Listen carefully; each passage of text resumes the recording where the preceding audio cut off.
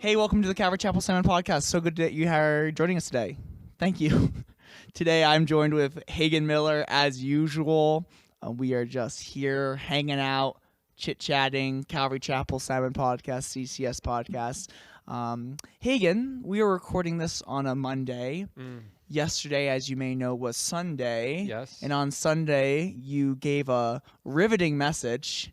It really hyped everyone up, and it was on Romans 13, verses 1 through 7. Yes. And it was all about government. And me and you thought that it would be beneficial to our audience that we maybe go into a little bit more detail of what we talked about yesterday and the application there and everything. There's a lot to talk about when it comes to government and our relationship to it. There is a lot to talk about, yes. For sure. So how do you think yesterday went? Well, first of all, oh, okay, sorry. Before we even get into that, this is a great topic because I don't know if our listeners realize this or not, but we are blessed as to have as our host someone who was born in the city where government began, where at least the American government did. Is that correct? That is very true. Philadelphia. None other than Philadelphia. Philadelphia, the city of brotherly love, was where the Declaration of Independence was signed, and it was the capital of the nation until it moved to Washington, So D.C. I don't want to say you're an expert on this, I but could you might because, just be and I was homeschooled, so that does help when it comes to American politics a for some double reason. whammy. Yes. Okay. Yes. Not homeschooled all the way, just to be clear. I went to a high school, so. Private high school. Yes, but it was a good size high school. So. Oh, yes, okay. yes, Well, yes. that makes it was better. the size of the Salmon High School here. So. Okay. Yeah. Well, good deal. Okay. I'm glad. So Romans 13, that first section there, verses 1 through 7, is really all about our relationship as Christians with the government. And so pretty much what I did yesterday is I just went through verse by verse and taught what it says, and then I went through and taught what it doesn't say. And just because some people just take what's there, and I believe what they do is they misapply it in every they apply it to every single circumstance and say that it is the Christian's duty, command, that our job is just to submit to the government no matter what. And I just went through 6 examples from the Bible where God's people don't do that, where they don't just obey the government no matter what.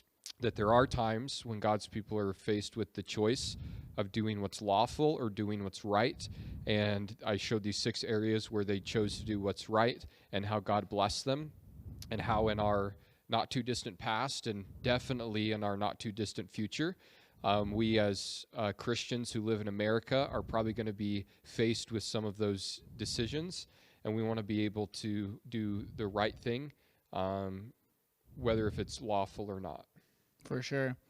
And the conclusion that you came to, as far as just what the verses are saying, is that we as Christians should be the best citizens, and that, we should be paying our taxes, driving the speed limit. We should be not getting in trouble with the law, all of that to be a witness, a good witness, and all that to honor God who put those people in authority.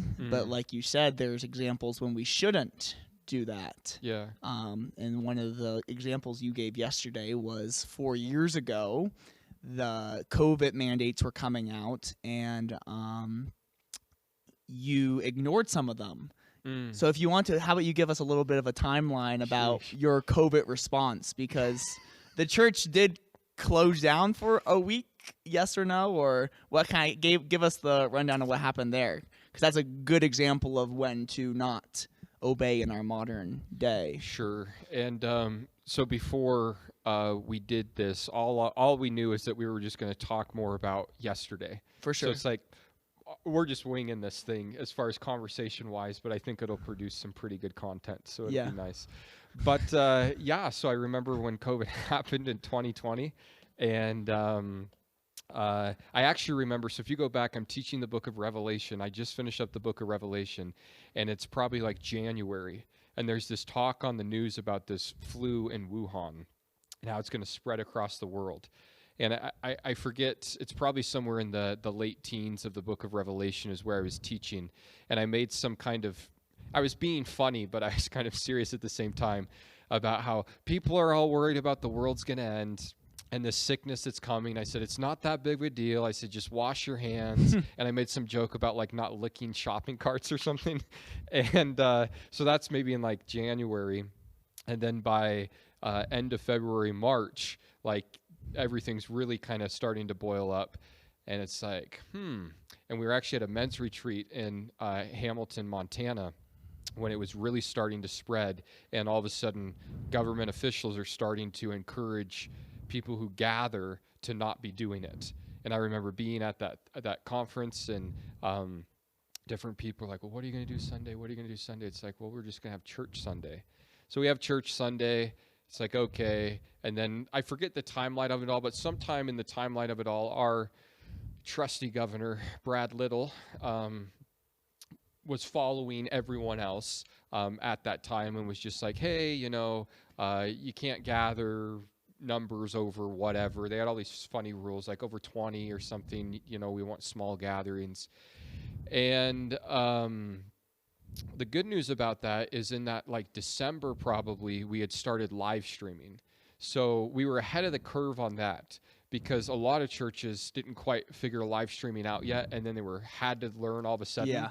We were, praise God, ahead of that curve. So we already been live streaming for a couple months. So we had live stream as an option. But when you go back and look at that, then I started teaching the Gospel of Matthew after Revelation. We definitely were no longer doing 2 services. We were just doing 1. And people were not coming, but they were not coming because they were just listening to the governor, not because we had said, don't come. Okay. So we're just leaving it up to people. You can do what you want, and that's the way to do it. You're an American. You have freedom of choice. But so we're live streaming, and there were probably a few Sundays when literally at church there were 10 of us. But the doors were open. You can come if you want. We're here live streaming, doing service. Come if you want.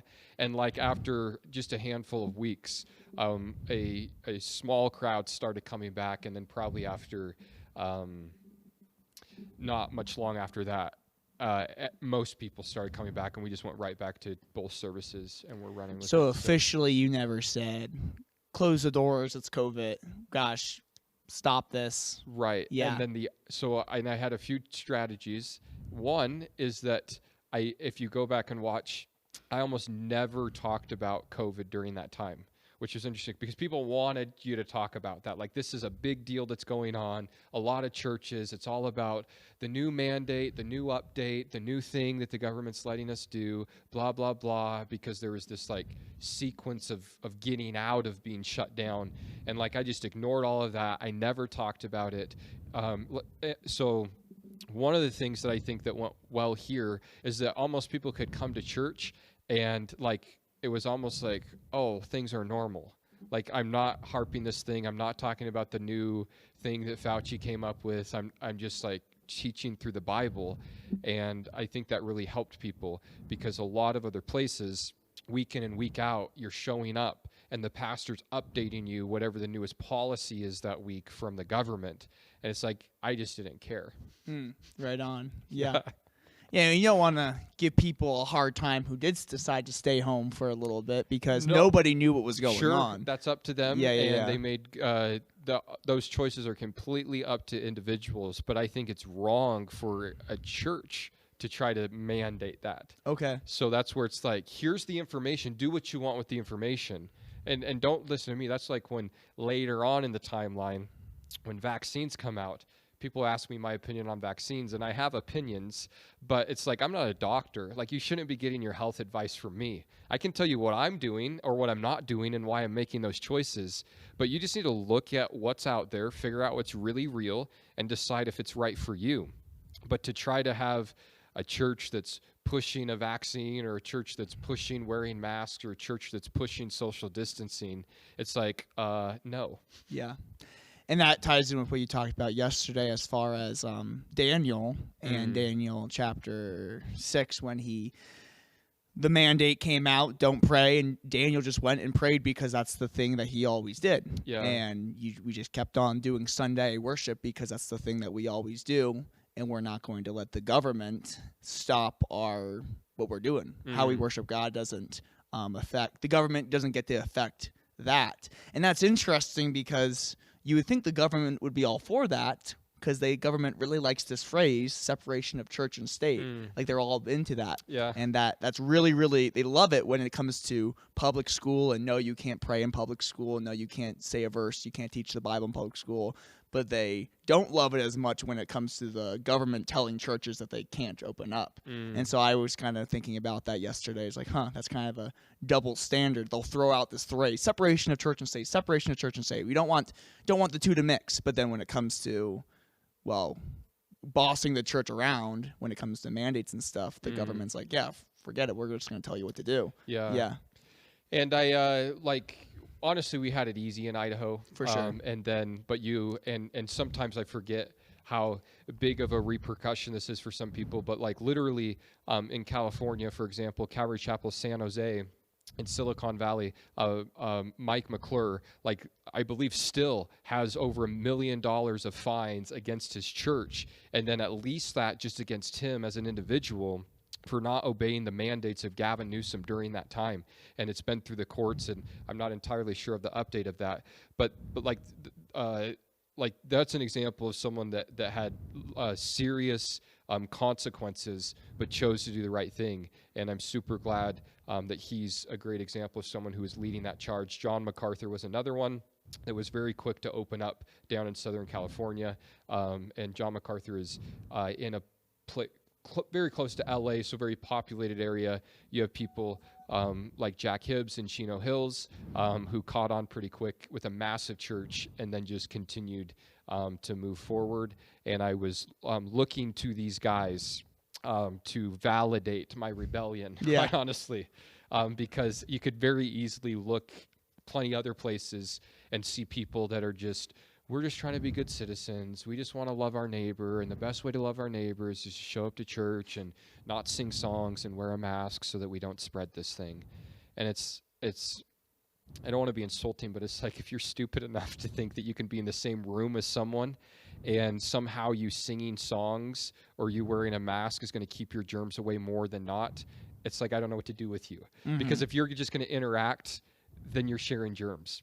It's like wearing a mask on an airplane. It's like you're breathing recycled air. You're breathing everyone's germs, mask or no mask. So if it makes you feel safe, that's a whole nother topic. But to actually think that it's effective is just silly. Yeah. And they came out with recently the masks weren't effective. That's right. Yeah, from Fauci's mouth himself, was like, yeah, we just did this because... Right. Early on, it was masks are not effective. Then pretty quick, the narrative changed, and it was everyone needs to wear a mask. And literally, it feels like a Simpsons episode or something, or like those silly shows. But literally, you get deeper into it, and then it's like double masking is the best. Not one mask, but two. Yeah. Put two masks on your face. And it's like, it just kept changing, and there was no accountability for these people that are coming up with this information. And just the more you looked at it and the more you sought through the weeds, the creepier it got as far as where did this virus come from? Why did it get out in the first place? Who is in charge of this? There's no way this virus came from Wuhan Labs. No way. It's impossible. Lo and behold, 2023. Oh, it probably came from this lab in China. Yeah. Like, yes. And so the misinformation, like all the conspiracy theories were true. All the crazy things, all the crazy people were saying in 2020 that the government's like, oh, that's wild. No way it comes from a lab in China. No way. Masks definitely work. 2023, 2024. It's like, yeah, that was true. Everyone believes it now. Yeah, it's true. Yeah. And that's super annoying, but at least the truth comes out. And then what was the other thing I wanted to say about that? I was talking about them double masking, then the narrative switching, and I don't know, but it was just a wild time. And then you think back on it now, and it's almost like a dream. It's really weird because life is normal again now, like almost completely normal, at least for me. And it's like, it's like hazy. Oh, here's the thing. But so then when you're watching what these more liberal either states or cities are up to, it becomes pretty obvious that they're targeting a certain group of people with these mandates. I mean, like in California, all of a sudden nightclubs open up, bars open up, but churches still can't be open because they started using this term called non-essential.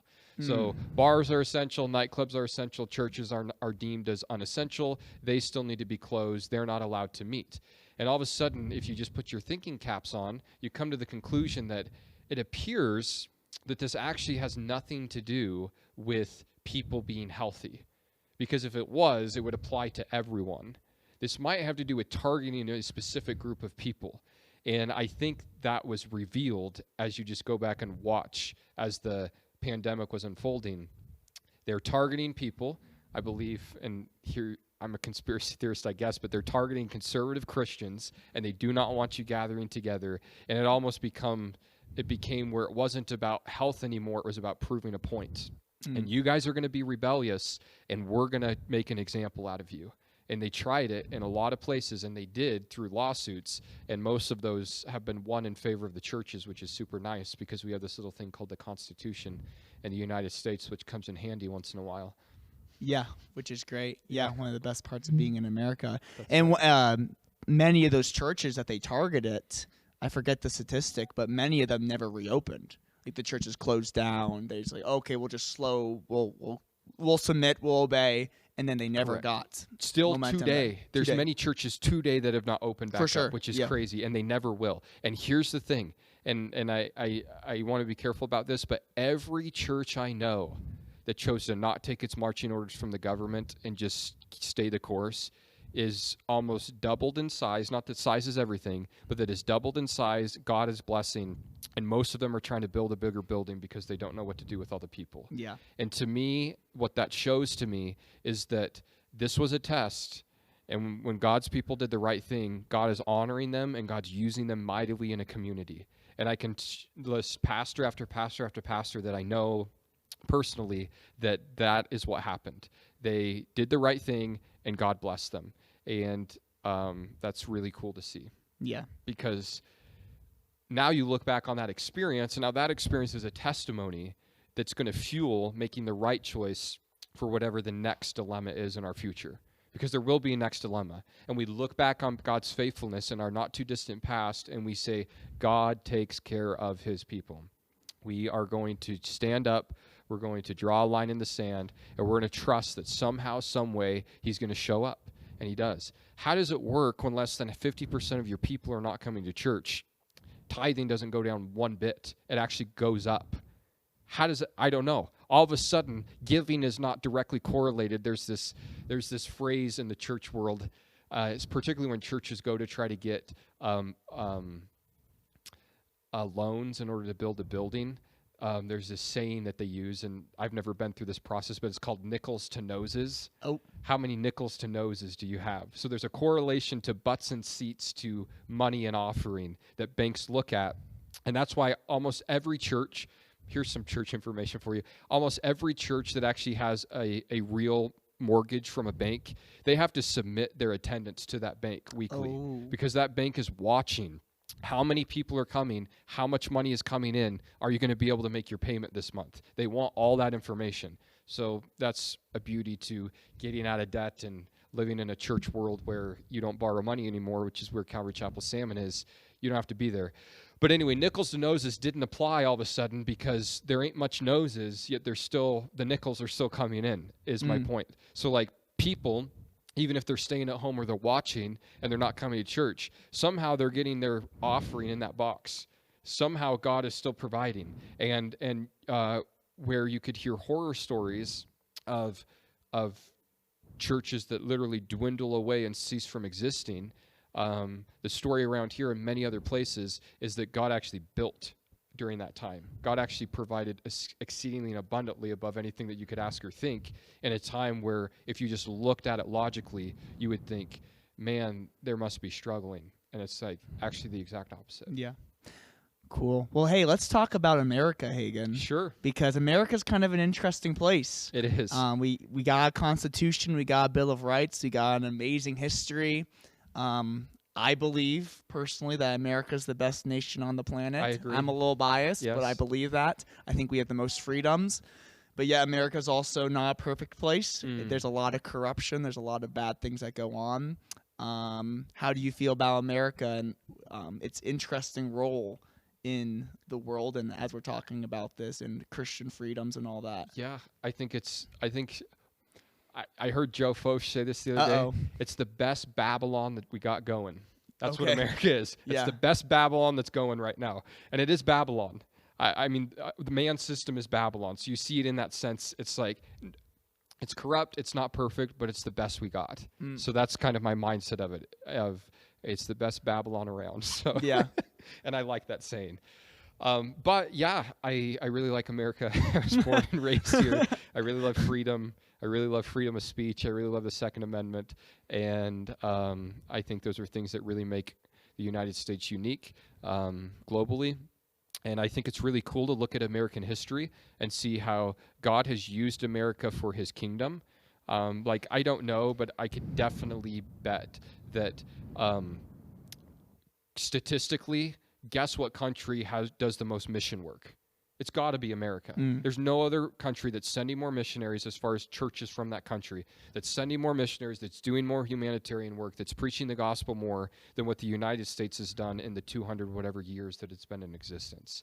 So God has used the freedoms of this land to further his kingdom, to share Jesus, to preach the gospel, and I think that's super cool to see. Yeah. And I wouldn't... Your message yesterday almost gave the idea that America's destined to crumble, America's destined to fall. Yeah. And I think that's very possible. I think that will happen one way or the other. I personally believe that there is a possibility that America will continue to be strong, continue to be blessed until this event happens that we believe is happening very soon called the rapture. And I think that will completely destroy America, decimate America, because yes, there's a lot of people in America who say they're Christians, say they're whatever, and aren't. But there's a heck lot of people in America, in the government, even in the government, even in the military, even in whatever, who are genuine believers. And when that happens, man, it will be affected. The leadership of China probably won't be affected. The leadership of Russia probably won't be affected. The leadership of Iran, the Muslim world, won't be affected by the rapture. But I think when the rapture happens, America's down, and that would not to get too much into the end times, but that will set the stage perfectly for the Antichrist and for all that other stuff. But yeah, right. So we say we don't see America in Bible prophecy. Yeah. So the two ideas are either A, America collapses. That's why it's not there, because it collapses from the inside, from within, because we just mess things up too much, so we're no longer a world superpower, or America collapses because a huge majority of its people get taken in the rapture and it's not able to keep on going. Obviously, I would like the second one to be the case. For sure, that'd be cool. And but the reality is, when you look at any major world kingdom, they don't last forever. And they actually have an average lifespan. That's right. They do have an about average 200 lifespan. years. Yes, which is what we're coming up on. Which is what we're coming up on. And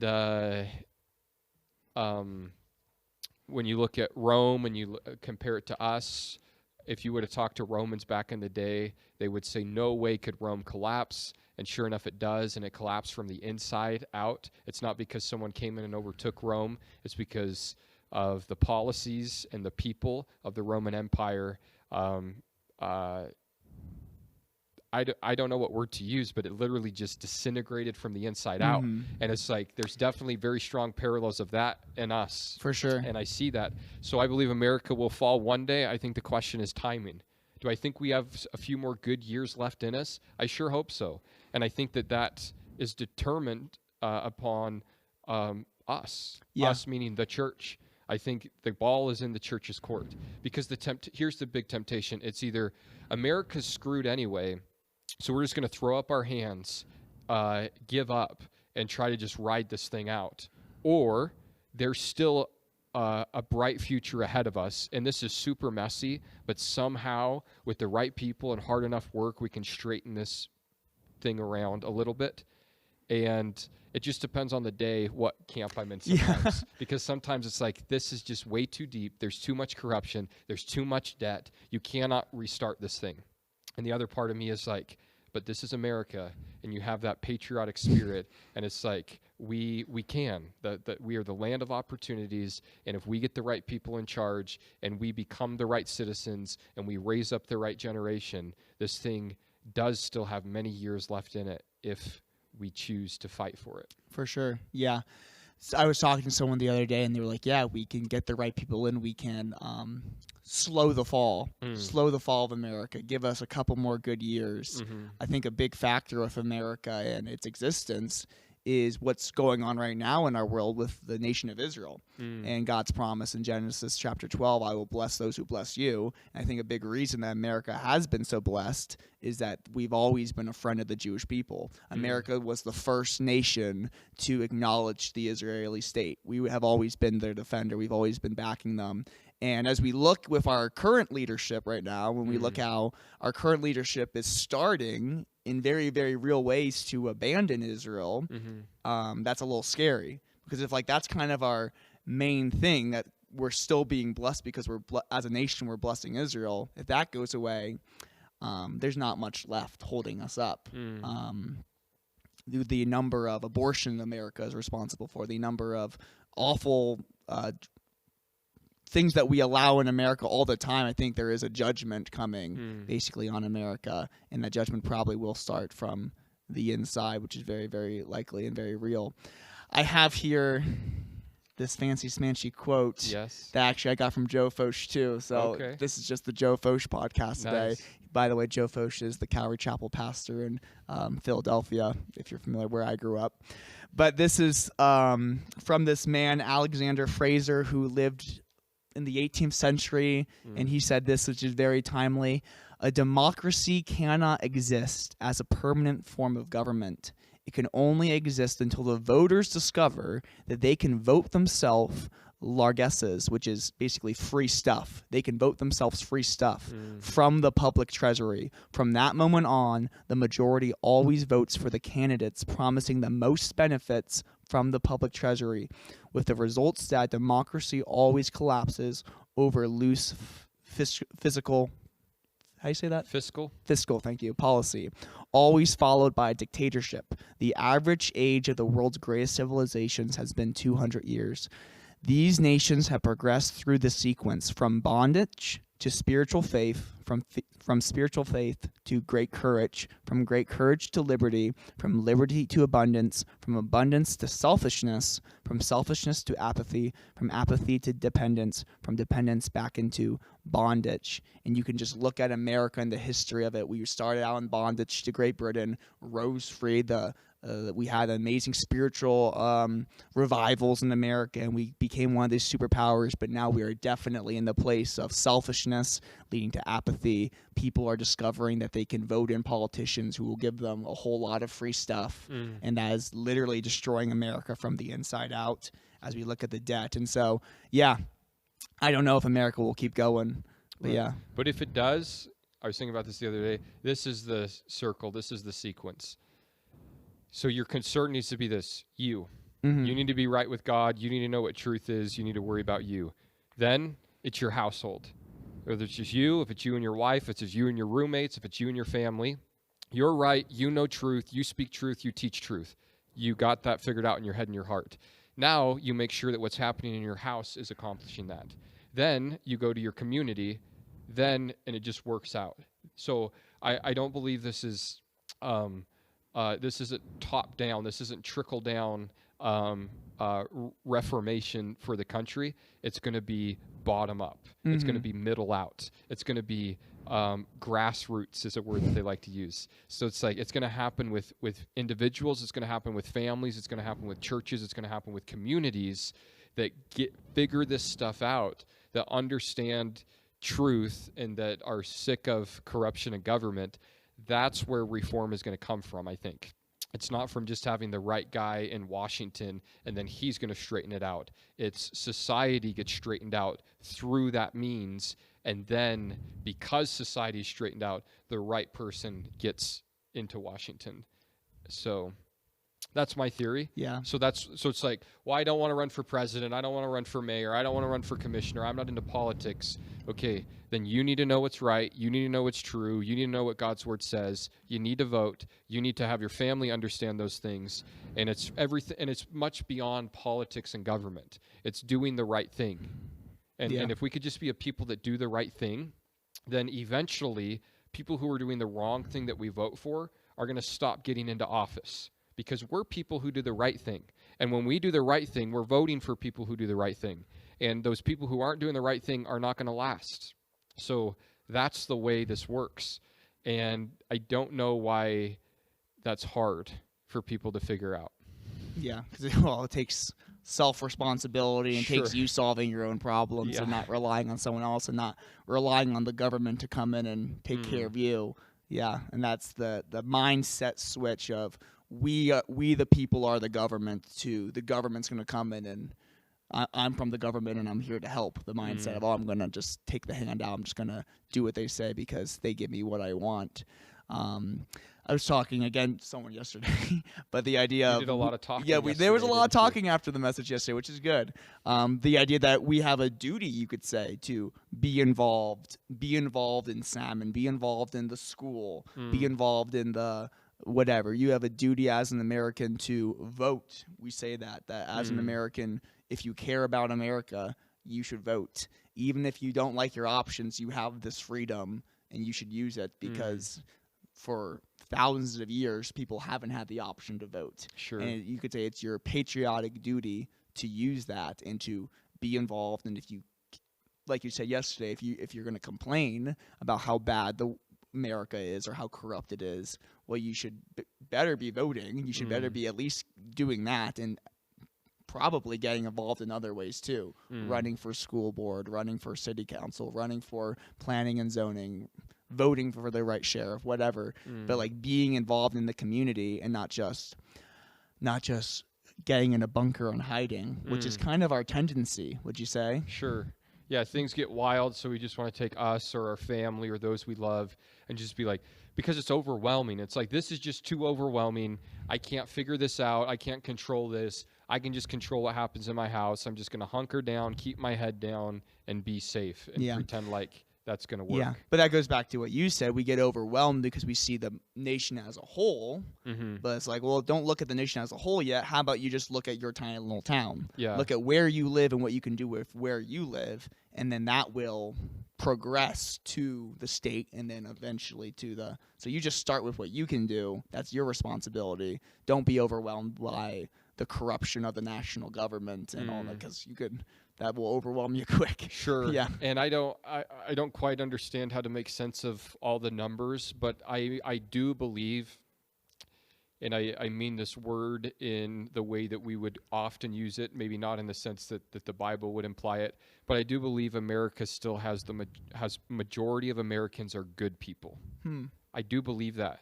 And don't be fooled by the stuff that's coming out of Hollywood. Don't be fooled by just what you see on the news every day. All the major cities are filled with all the wackos, but everywhere else is normal. Everywhere else, you just have good people that go to work, that just want to love their families, that just want a decent retirement one day, that just want to live the American dream. And I believe there's enough of those people that still exist to keep the American dream going. So that's something that's interesting. Another thing that I think is important to realize is that somewhere along the lines, and if I did a little bit of studying, I could probably point out where, but it used to be between, well, this president is a great example. Between presidential candidates, you had people that that pretty much wanted the same goal. They just believed you got to that place in different ways. We don't live in that world anymore. We live in a world where when you have two different parties running for president, we have completely different goals. We have different end games, and that's pretty evident. And it's like, it's no longer, we're all Americans and we just want to raise your taxes a little bit because we believe that we need to help poor people more. Like, those are not the debates that are happening in our politics anymore. And so we have fundamental differences all of a sudden in the two-party system that is not getting closer together. They're splitting further and further apart. And that's just something that I think people need to be aware of when they vote and when they're looking at who's running. And I know it's super hard, but you have to sometimes look past personality, and you truly need to see what is the end game. Where are we heading? Because literally one party is heading in one direction and another party is heading in another direction. And you need to decide, what direction do I want to be in? Because one day you're going to look up and you're going to say, I just don't understand how we got here. And it's because you voted the wrong way. It's because you voted for people that got you there. And you need to see it that way, because this is no longer just a simple policy issue. These are fundamental doctrinal, but not doctrinal in a theological sense, in a political sense, doctrinal differences on what America is and what it's going to be. And the problem is that there's indoctrinating that's happening for people who are getting ready to vote in these things called universities. You send your kid to these universities, they get indoctrinated, and then they're the next voting block, and they go out, and it's just how it works. It's worked this way always. It used to be said this way: if you're in your 20s and you're not a liberal, you don't have a heart. If you're in your 40s and you're not a conservative, you don't have a brain. Because liberalism is generally emotionalism. It's heartfelt. It's, we just need to tax the poor more so that we can help, or tax the wealthy more so that we can help the poor more, so that we can have all these great social government programs, and we just are people. We care about people.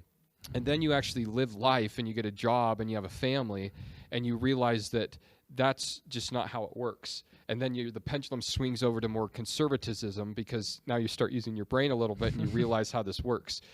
So that's generally how society has swung throughout American history. Young people vote liberal, older people vote conservative. So what you have to be careful of is that but that's happening more and more, not just because naturally, that's happening more and more because of training, indoctrination that takes place in many universities. So, and what conservatives are really bad at is that most conservatives are defensive, they're not offensive. So generally speaking, conservatives are not good at casting vision. A conservative that's really good at casting vision, whether you like him or not, is a guy named Donald Trump. That's one thing that Trump's very good at. He's good at marketing. He's good at casting vision. People like Trump, not because they love Trump, but because when he says make America great again, they know what he means. They feel it in their soul. That's way better than build back better. That's Joe Biden's slogan. Joe Biden is not good at marketing. Donald Trump is amazing at marketing. Ron DeSantis, not good at marketing. He has a lot of great ideas. He doesn't know how to sell himself. That's why he couldn't make it. One thing Donald Trump knows how to do, it's to sell his brand. His brand is Trump, and Trump is Make America Great Again. And people hear that, and they go, that's what I want. I want that America where you could afford a house on one income, where dad went and worked at the factory and mom stayed home and raised the kids, and everyone had a decent house, and you went to church on Sunday, and you could buy a new car every 5 years, and things were good. Like, people want to make that America, that great America, they want to make it again. And that's what Trump sells. And conservatives outside of Trump, he's bringing the pendulum back over, do not know and do not do well on selling the vision. The vision is that. The vision is, maybe we've progressed enough. Maybe progressivism isn't the option.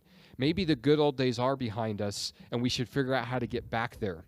Because trying to be on the cutting edge and this new ideas of politics and government hasn't worked out real well. That's the progressive agenda. The progressive agenda is we're evolving, we're getting smarter, we know better. The conservative agenda is, the founding fathers were smarter than we think they are. They knew what they were doing when they set up this country. Maybe we should go back to the basics instead of trying to complicate things.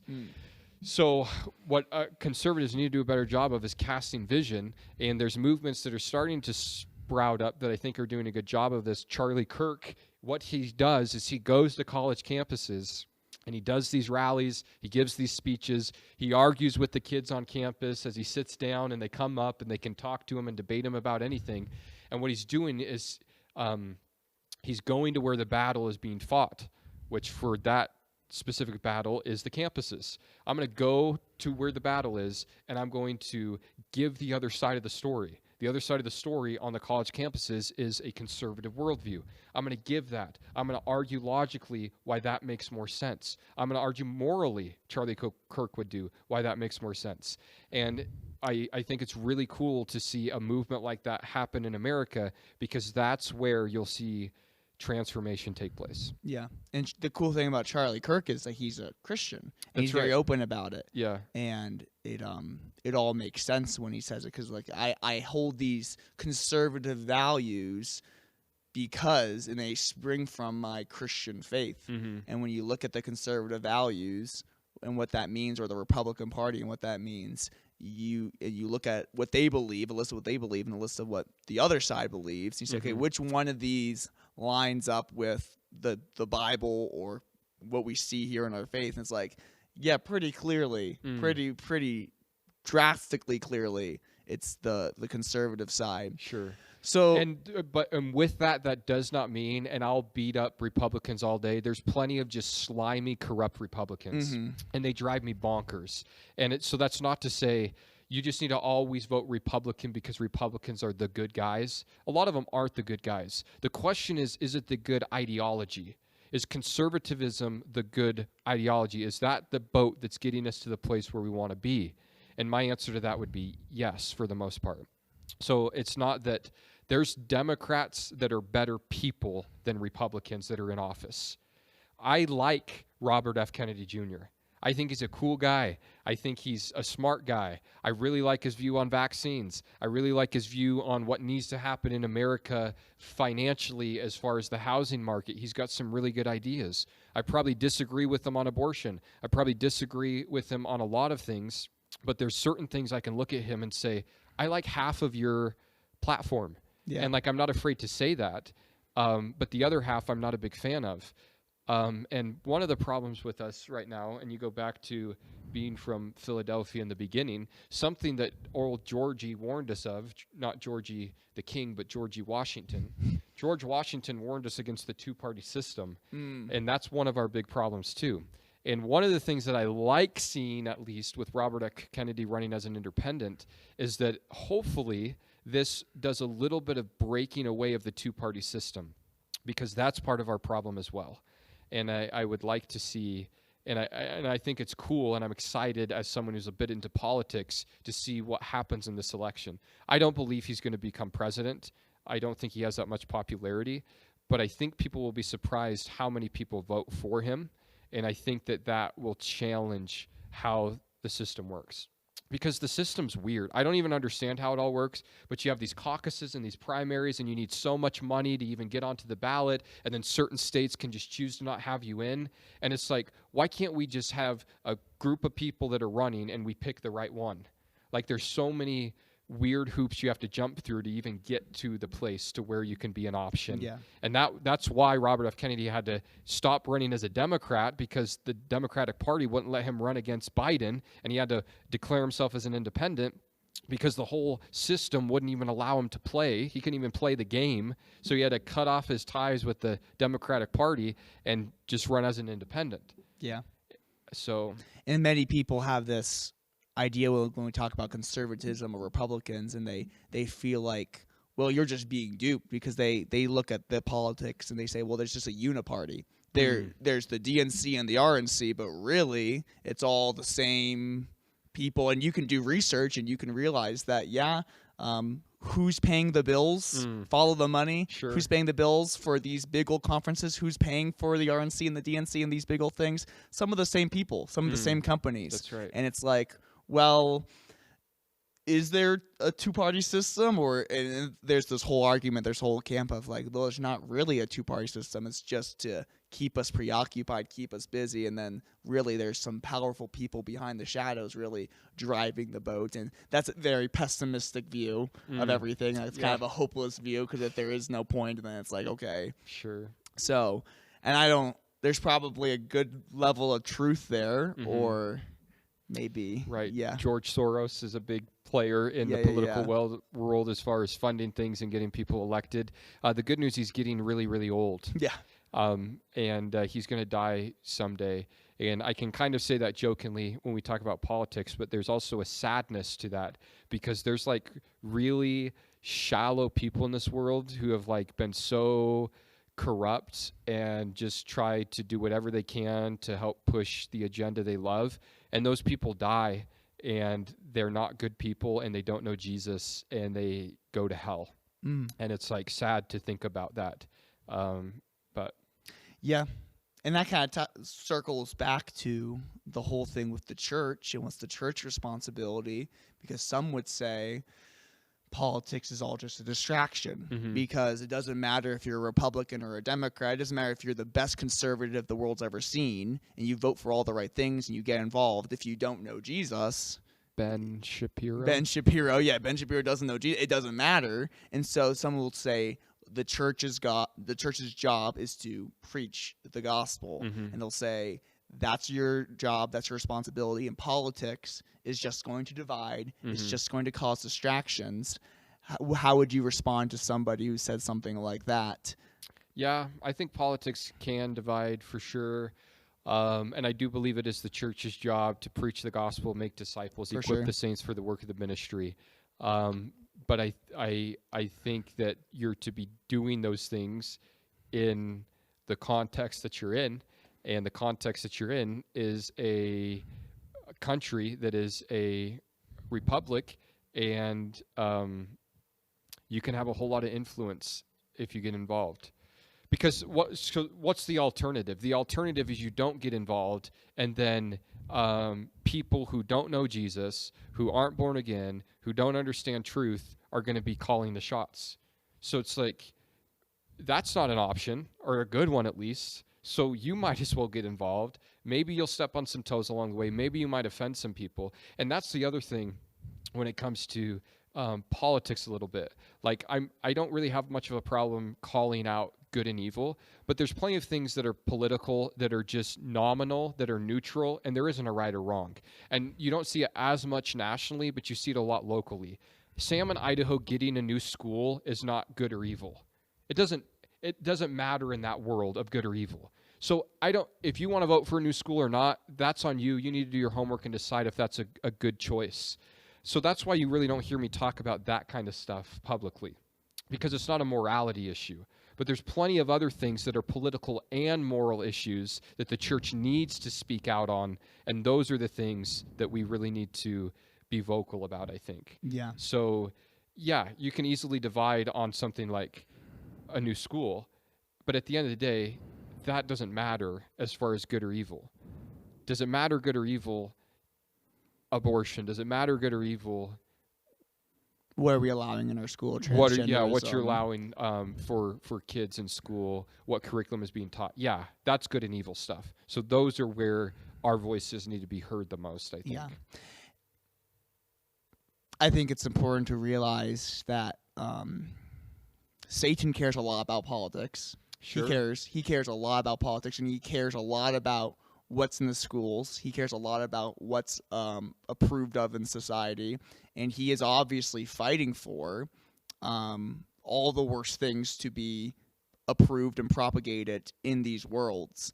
And because he knows that if he can get an unsaved person to fall down these traps of the liberal mindset and transgenderism or homosexuality or all those things, then he can have a stronger hold over them. And he can even lead them to do awful things. Yeah. And so there's a spiritual side to all these politics, and we have to realize that the enemy does care about who's calling the shots, what's going on.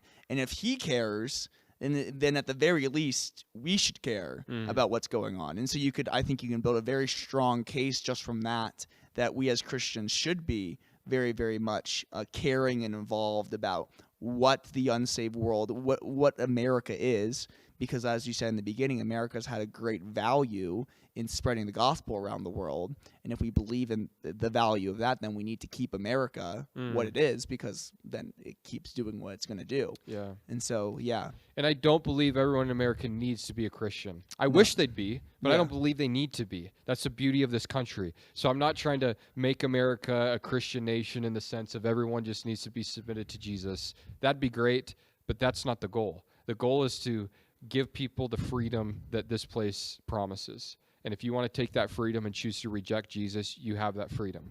But what you don't do is you don't have that. You just don't. It's like if you want to live in America and you want to be transgender or gay, it's like that's on you. What you don't get to do is redefine marriage that God designed. Yeah. You can live how you want in your lifestyle, but you don't get to start now trying to redefine it for the rest of everyone else. And that's where things have gone awry as well. Some questions that, a question that came up to me yesterday is like, okay, so we understand we're supposed to stand against evil. That's pretty clear. So, for example, let's say, hypothetically, that our tax dollars are being used for evil. Let's say that government taxes are being used to fund abortion. What should Christians do? And that is literally happening, by the way. So it's not just hypothetical. I was being tongue-in-cheek. What should we do? And it's like, why are we doing this? And it's like, so one side is, well, here's the reality. If every Christian who had a conviction about abortion would say, we're not paying our taxes this year until policies change, they would have to listen. If every Christian that actually says they're pro-life would take a stand, it would get attention. So there's that. Here's the problem. You can't get them to all agree to make a stand like that. It's just like in school. I remember one day there was this kid who was like, if we all walked out of class right now, they couldn't stop us all. And it's like 3 kids walked out, and those 3 kids got in trouble. Because it's true. If the whole school leaves, they can't stop you. But you can't convince the whole school to do it. And then those who do it just get in trouble.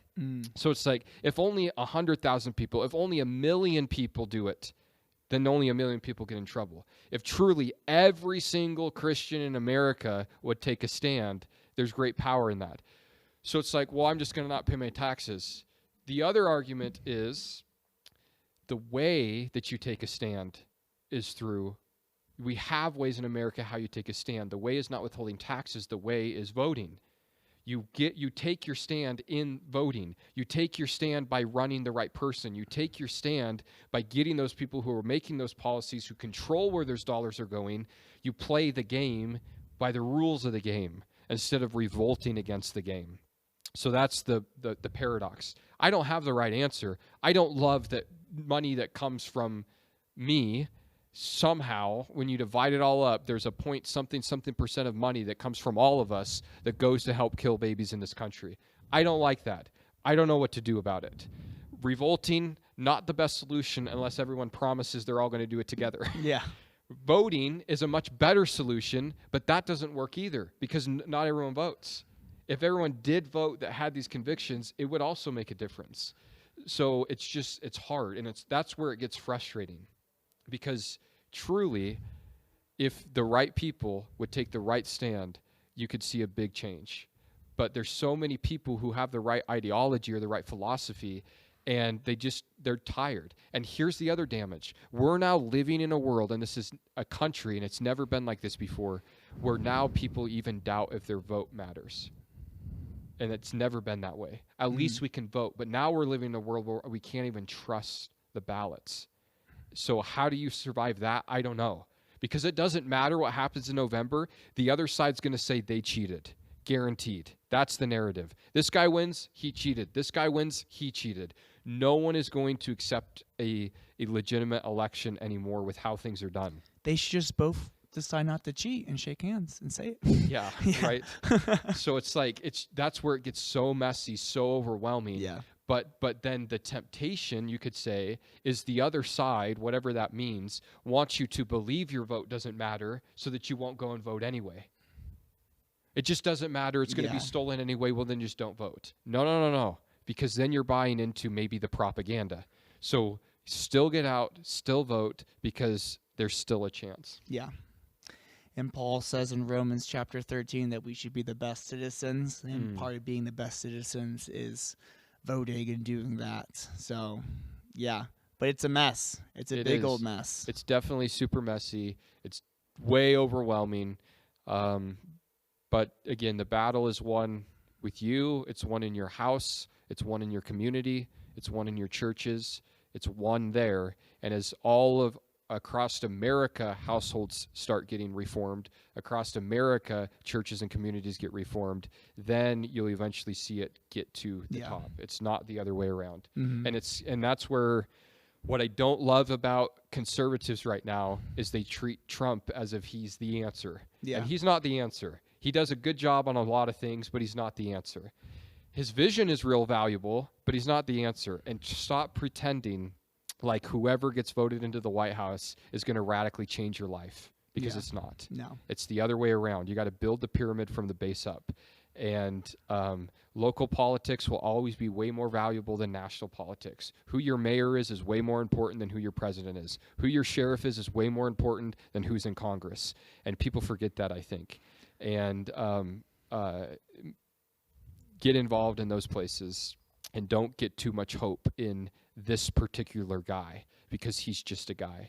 And the good news about politics, the good news about two-party system or whatever, none of that affects who is the King of Kings and Lord of Lords, and that is Jesus. And he is on the throne, and he is in charge. And as we saw in Romans chapter 13, he's the one who gives authority ultimately. And we get to look to him, and we get to trust in him, and we get to be a part of what he's doing on this earth. And we will make it. We will make it. I remember when Obama got elected, people said, America will never survive Obama. It's like, well, we have. Yeah. And America will never survive Trump, the other side says. Well, we have. And it's like, Every America election can't is the survive most 4 more years of Biden unless he wins, and then we will. Yeah. Because in one sense, we're stronger than that, as far as we're stronger than whoever might be in the White House. But then in another sense, as Christians, our hope is much greater than that. Our hope is not who's in the White House. Our hope is who is seated on the throne, and that's Jesus. People say, are you a Democrat or Republican? My clever response is, I'm a monarchist. I believe in the reign of a king, and that king is Jesus Christ, and he's coming back one day, and he's going to straighten all this out. That's a good perspective to have. Yeah. But until then, we want to vote for the values that are pretty clear in his word. And Jesus is going to rule and reign on this earth, physically, literally, for 1,000 years. That's right. And at the end of those 1,000 years, we believe that Satan's going to be released, and there's going to be a whole lot of people who had just spent 1,000 years under a perfect government, under perfect leadership, perfect taxes, perfect police, perfect anything you can think of, and those people are still going to choose to reject Jesus and to follow after Satan. And that's a sobering thought, because yes, this world matters so much. God loves this world, and we should fight for what God loves, and God loves his children, the children of this world, and we need to fight for them, and we need to fight for what we have in Salmon and fight for what we have in Idaho. But yeah, people, when it gets down to it, politics don't change people's hearts. The right leadership doesn't change people's hearts. Only Jesus can change people's hearts. And he will literally have the perfect government for 1,000 years just to prove, just to show that ultimately it's the heart that matters. It's not everything else. Sure. And so, yeah, that's what you need. You need to get your heart right before you figure anything else out. Yeah. And that's where I just, by internal struggle with messages maybe like this past Sunday, is like, I just never want my political views to get in the way of someone knowing Jesus. So it's like, I think about, what if someone's visiting and they're much more liberal? Like, how are they going to respond to what I'm saying? Because I don't mind if I offend people with the truth. I don't love it if I'm just going to offend you because of my opinion. Like, I'm comfortable enough that you don't have to agree with me on many things politically. Like, we can still be friends. Not everyone's that way. But it's like, I just never want my political propagating to get in the way of people knowing Jesus. So I try to balance that, and I think I do a pretty good job of it. But also, I'm not going to shy away from being very obvious when there is a party in America that's very much in favor of abortion, and there's a party that's very much popular for being against it. And that's just reality. And you have to do something with that truth. And you don't need to get mad at me for saying that. You need to figure out what that means. And if you don't love the one party that seems to be taking the right stand biblically, you need to figure out why that is. Yeah. So. Yeah. And there's a whole bunch of people who want you to be more vocal, Sure. be more open. Yeah. I wish Hagen would just say what he was voting for. I wish Hagen would just talk about this or talk about current events every week and do that. And I think that gets off track. And that's where, so the balance is when you have a passage like Romans 13, we just really take our time and address it. But when you're in Romans 12 and you're just learning how to love each other, it's just not there, politics. So don't talk about it if it's not there. And there's such a, and I really try hard. So great example as we've been studying Romans, all this drama is happening with Israel back in October, November, and people are like, talk about Israel. And it's like, I want to spend so much time talking about Israel, but I know that my big picture calling is to teach chapter by chapter, verse by verse through the Word of God. So when we finally, months later, get to Romans chapters 9, 10, and 11, now I have 3 chapters to talk all about Israel, to talk about God's past, God's present, God's future, but you just got to be patient. And it's like, I would love to just address Romans 13 when COVID is happening, but I wasn't there. I was in Matthew. So now when I finally get to Romans 13, now's my chance to kind of cover the things I wanted to say a lot of, but I was trying to just stay true to where Jesus had me. So there's definitely just this healthy tension, this balance between understand what's going on in the world as a pastor, address those things that really need to be addressed, but don't waver from just simply teaching the word, because whatever's happening today is going to be old news tomorrow. But you know what's not old news tomorrow? God's word. So you got to keep teaching it because it stays applicable regardless of what current event or political thing is happening. And I truly believe that. And that's why I try to stick with it.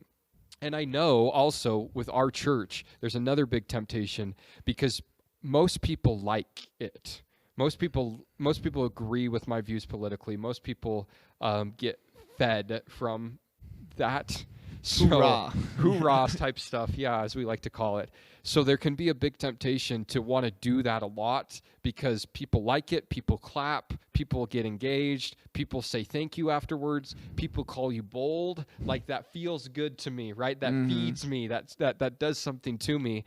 And it's like, I know I could do that a lot more, but I try to only do it where it actually comes up in the word because I don't want to just be doing it because it makes me feel good. I don't want to do it just because it makes them feel good. I want to do it because that's where we're at and that's what God's word is telling us to talk about. So that's the tension, that's the balance I try to keep myself in, because every Sunday is not this hoorah political thing. It only is when it is. And but every Sunday is chapter by chapter, verse by verse. So that's the expectancy. That's what feeds us. That's what nourishes us. And sometimes we just need to be reminded, and sometimes we get to call the government out from the pulpit, and people love that kind of stuff. But if every Sunday turns into that, I think we're erring as well. For sure.